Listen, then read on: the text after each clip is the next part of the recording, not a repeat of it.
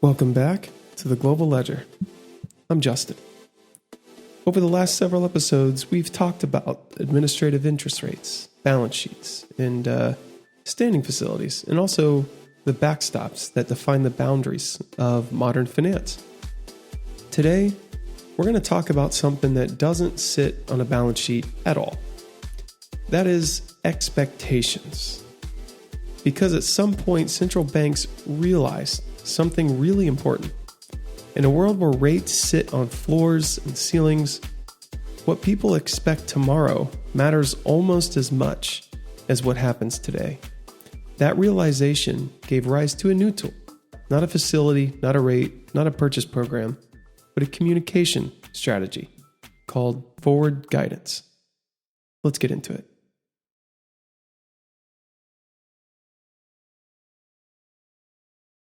Let's start by stripping the term down to its core. Forward guidance is simply the central bank communicates how it expects policy to evolve in the future in order to influence behavior today. Okay, so forward guidance basically is where the central bank communicates how it expects policy to evolve in the future in order to influence behavior today. That's it. It's not a promise in the legal sense, or it's not a binding contract. And it's not, mind control or anything like that. It's an attempt to shape expectations about future interest rates, future liquidity conditions, and future financial environments. Because markets don't just price today, they price paths. Forward guidance becomes necessary. And why is that? In earlier eras, central banks relied heavily on reserve scarcity, surprise moves, and short-term rate adjustments. That worked when rates moved frequently or reserves were scarce. And markets reacted primarily to current conditions. Okay, but in a low rate, abundant reserves world, something changed. Short-term rates hit effective limits. Balance sheet tools became slower. At that point, central banks faced a problem. How do you influence long-term behavior when short-term tools are pinned? Okay, so how do you influence long-term behavior when short-term tools are pinned? The answer was communication. Really important, communication. How does expectations transmit into markets, though? So to understand forward guidance, you have to understand one basic principle. Long-term rates are built from expectations of future short-term rates. And we're going to talk about this. There's a theory, expectations theory, okay? That's going to be a different topic. I'm just wanting to stick to forward guidance, but it's really important. And we will be covering these theories in other episodes when we talk about term premiums and things like that. But when markets believe rates will stay low for a long time, liquidity will remain abundant, or tightening will be gradual, they adjust yield curves, term premiums, borrowing decisions, and investment horizons. Forward guidance works by reducing uncertainty about the future, anchoring expectations, and trying to smooth transitions. So it doesn't force markets to comply. It invites them to plan accordingly. Forward guidance is not a guarantee or some rigid commitment or a replacement for actually policy tools. And this is where confusion often enters the discussion. Central banks deliberately use conditional language like data dependent, subject to change, based on current outlook. I mean, you've heard Jerome Powell talk about this all the time.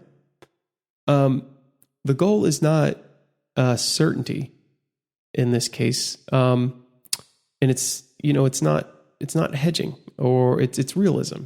So the goal is credibility, say with flexibility, and that balance is hard to maintain.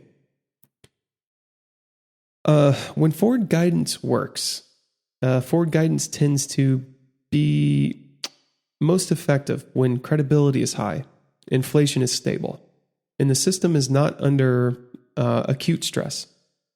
In those environments, guidance can flatten yield curves. They can compress volatility, encourage risk-taking, and support longer-term planning.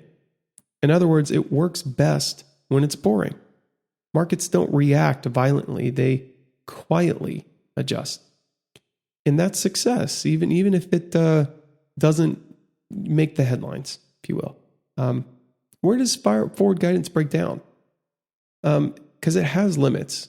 It becomes less effective when inflation surprises persist over and over, credibility is questioned, or reality diverges from projections. Okay, at that point, guidance can lose influence, increase volatility, or even backfire. Markets start to treat communication as noise rather than signal in this case. And once expectations de-anchor, words alone cannot re-anchor them. And that's when rates, balance sheets, and facilities reassert themselves. You can think of forward guidance even maybe as risk management. Okay, here's the right way to think about it. It's not control, but really risk management at its core. So you're communicating likely paths. Policymakers attempt to prevent abrupt repricing, reduce unnecessary volatility, and avoid self-fulfilling panics. Forward guidance doesn't eliminate uncertainty. It kind of channels it a little bit. So this fits into the modern architecture, okay? Because if we step back and connect the pieces, like administrator rates set boundaries, standing facilities define stability, balance sheet tools adjust composition, forward guidance shapes expectations inside the structure. So words don't, replace mechanics. You can't talk your way out of something like that, but they sit alongside them. And a system designed to be less reactive and more predictable, communication really does become a policy lever, whether people believe that or like it or not. And expectations matter. Markets don't just respond to what policymakers do. They respond to what they expect policymakers will do next. Forward guidance exists because expectations influence behavior, and behavior shapes outcomes. It's an imperfect tool. It can fail, and it can lose credibility. But in a system where surprises are costly and volatility propagates quickly, expectations are too powerful to ignore. I want to thank you for listening to episode 56 of the Global Ledger. I hope this cleared things up about forward guidance and its use, and hopefully connected some behaviors and words used from Chairman Powell and the rest of the board. In the next episode, we'll look at what happens, say, when guidance collides with reality. And maybe even talk about why the Fed targets markets and not the economy. Stay tuned. I'm Justin, and thanks for being here.